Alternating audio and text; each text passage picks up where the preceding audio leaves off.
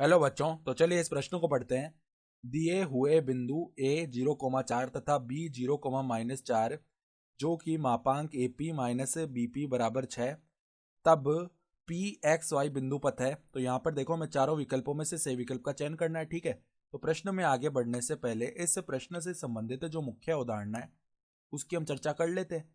तो मान लो हमारे पास कोई बिंदु P है जिसके निर्देशांक है x1, y1, और कोई दूसरा बिंदु है Q जिसके निर्देशांक है x2, y2। तो अगर हम पी क्यू दूरी लिखेंगे ना, तो ये क्या आएगी, देखो वर्गमूल के अंदर देखो क्या बनता है, x2 माइनस x1 का स्क्वायर प्लस में y2 माइनस में y1 का स्क्वायर, ये आता है। तो अब देखो हमारे पास, हमें बिंदु P का बिंदु पथ बताना है। ठीक है, तो बिंदु P के निर्देशांक एक बार के लिए x, y मान लिए। तो अब देखो हमें संबंध क्या दिया हुआ है कि मापांक में A P minus B P का जो मान है वो 6 के बराबर है। यानी कि A P minus B P जो है वो किसके बराबर आएगा, देखो मापांक हटेगा इस तरफ, प्लस माइनस 6 लग गया। ठीक है, तो अब ए पी लिख लेते हैं। तो क्या आएगा, देखो वर्गमूल के अंदर ए के निर्देशांक है 0,4, तो यहाँ पे दूरी का सूत्र लगाएंगे। तो देखो पहले क्या आएगा, 0 - x का स्क्वायर। सही है, या फिर ऐसे लिख सकते हैं, देखो x2 - x1 कर रहे हैं ना, तो x - 0 का स्क्वायर लिख लेते हैं। चलो ठीक है, फिर प्लस में क्या आएगा, y - 4 का स्क्वायर। ये तो आ गया एपी। माइनस में देखो बीपी का मान लिखेंगे। वर्गमूल के अंदर क्या आ जाएगा हमारे पास, देखो बीपी का मान लिख लेते हैं। तो x - 0 का स्क्वायर प्लस में देखो y माइनस में माइनस का 4, तो ये y + 4 बनेगा, इसका स्क्वायर बराबर में यहाँ पर क्या है, +- 6 है। तो अब दोनों तरफ हम क्या करेंगे, स्क्वायर कर लेंगे। ठीक है, तो यहाँ पर देखो ये पूरा a माइनस बी के स्क्वायर की तरह खुलेगा, पूरा बायां पक्ष। ठीक है, तो पहले a का स्क्वायर होगा, तो यहाँ से वर्गमूल हट गया, तो x स्क्वायर प्लस में y - 4 का स्क्वायर। ठीक है, ये पद आ जाएगा पूरा। सही है, फिर देखो यहाँ पर प्लस में क्या आएगा, यहाँ भी वर्गमूल हट गया, तो एक्स स्क्वायर प्लस में y + 4 का स्क्वायर। और यहाँ पर देखो अब क्या आएगा, माइनस में 2ab यानी 2, वर्गमूल के अंदर देखो क्या क्या आ जाएगा, एक्स स्क्वायर प्लस में y - 4 का स्क्वायर। ठीक है, ये पूरा पद आया। देखो प्लस नहीं आएगा यहाँ पर, देखो किस प्रकार का पद आएगा, हाँ बिल्कुल ये पूरा पद है ना एक। ठीक है, इस पूरे पद को हमने बड़ा एक्स बोला है, और इस पूरे पद को हमने मतलब वाई बोला है। ठीक है, फिर एक्स प्लस वाई के स्क्वायर की तरह खोल रहे हैं हम पदों को। तो अब देखो हम क्या करते हैं, ये आएगा और इसके गुणा में देखो क्या पद आ जाएगा, एक्स स्क्वायर प्लस में वाई + 4 का स्क्वायर। ठीक है, ये पद आ गया। ठीक है, इस प्रकार का पद बना, यहाँ पर वर्गमूल है पूरा। ठीक है, ये पद बन चुका है हमारे पास। और देखो बराबर में +- 6 का स्क्वायर करेंगे, 36 बन जाएगा। ठीक है, तो अब देखो हम पदों को थोड़ा और लिखते हैं। तो एक्स स्क्वायर प्लस में एक्स स्क्वायर, इस तरफ क्या आ गया, देखो यहाँ पर x square plus x square हो जाएगा x⁴।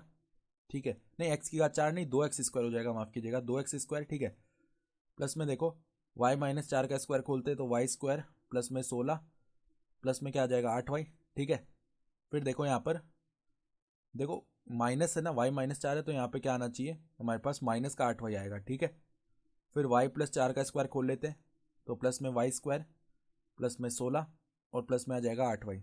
ठीक है, तो अब उस 36 को हम इस तरफ लेके आते हैं, माइनस का क्या आ जाएगा 36, बराबर में देखो माइनस के पद को उस तरफ लेके जाएंगे, तो यहाँ पे देखो 2, और वर्गमूल के अंदर ये पूरा पद आ जाएगा, वर्गमूल के अंदर x² प्लस में y - 4 का स्क्वायर, और इसके गुणा में क्या है, इसके गुणा में हमारे पास x² प्लस में y + 4 का स्क्वायर। सही है, ये पूरा पद है। तो अब देखो इसको और थोड़ा हम सरल करते हैं। तो देखो 2x², फिर यहाँ पे -8y + 8y तो 0 हो गया, फिर y² + y² हो गया 2y²। सही है, फिर देखो यहाँ पे 16 + 16 हो गया 32, 32 - 4 कितना हो जाएगा, ये हो जाएगा हमारे पास, मतलब 32 - 36 कर रहे हैं, तो ये माइनस का 4 आएगा। सही है, बराबर में देखो 2, और यहाँ पे वर्गमूल के अंदर पुनः ये पद लिख लेते हैं पूरा, x² प्लस में y - 4 इसका स्क्वायर।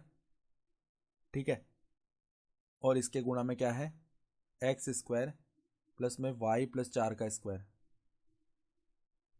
ठीक है, ये पद आ गया है। तो अब देखो हम क्या करते हैं, दोनों तरफ पुनः वर्क कर लेते हैं। वर्क से पहले हम क्या करते हैं, देखो 2 यहाँ पे इसको विभाजित कर देगा, यहाँ से 2 2 हट जाएंगे और यहाँ पर माइनस का 2 आ जाएगा। ठीक है, तो ये पद आ गया पूरा।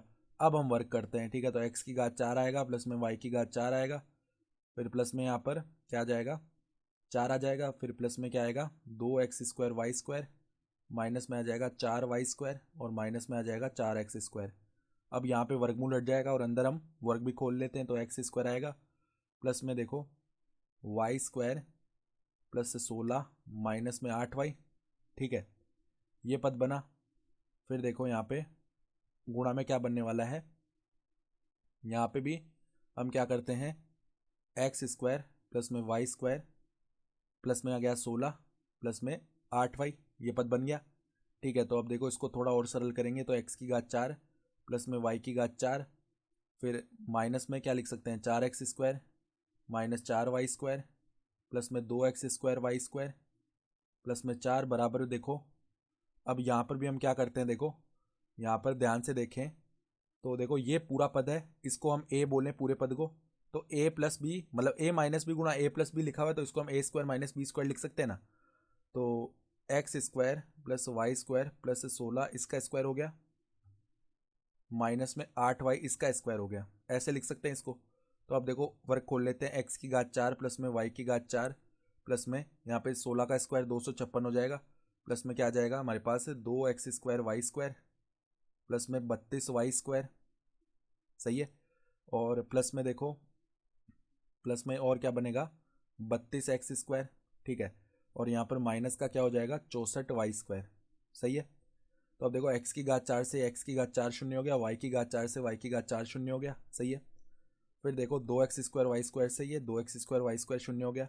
अब सभी पदों को उस तरफ लेके जाते हैं हम, तो पहले देखो 32x² को उस तरफ लेके गए, तो माइनस 4x² पहले से, तो माइनस का देखो 4x² माइनस 32x² माइनस का 36x² हो गया। फिर देखो माइनस 4y² है, और इस तरफ 32y² माइनस 64y², ये क्या हो जाएगा माइनस का 32y²। ठीक है, वो उस तरफ जाएगा तो प्लस का 32y² हो गया ना, तो यहाँ पे प्लस का 28y² बचने वाला है इसका मतलब। ठीक है, फिर अचर पद में देख लेते हैं, यहाँ पे देखो 256 है, ये उस तरफ गया, तो 4 माइनस 256 माइनस का 252 आ जाएगा बराबर में 0। ठीक है, तो अब देखो हम क्या करते हैं, पहले तो हम उभयनिष्ठ ले लें। देखो कौन से पद को, 2 को पूरे में से उभयनिष्ठ लेते हैं। पहले एक काम करते हैं, सभी पदों को उस तरफ लेके जाते हैं, तो 36x² माइनस 28y² प्लस में 252 बराबर में क्या आ जाएगा 0 आ जाएगा, ये पद बना। तो अब देखो हम क्या करते हैं, यहाँ पर आगे इसको हम थोड़ा और सरल करते हैं। तो हम क्या करते हैं, पहले 2 को उभयनिष्ठ लेते हैं पूरे इस समीकरण में से, तो 18x² आएगा, फिर देखो माइनस का 14y², फिर देखो यहाँ पर प्लस का क्या आ जाएगा, प्लस का यहाँ पे 126 बराबर 0। अब वापस 2 को उभयनिष्ठ ले लिया, तो 9x² माइनस 7y² प्लस में क्या आ जाएगा हमारे पास यहाँ पे 63 बराबर में 0, ये समीकरण बन रहा है। तो 9x² माइनस 7y² प्लस का 63 बराबर में 0, यानी कि जो विकल्प ए है ना वो हमारा सही विकल्प आ रहा है। तो आशा करता हूँ कि आपको ये प्रश्न समझ में आया होगा। धन्यवाद।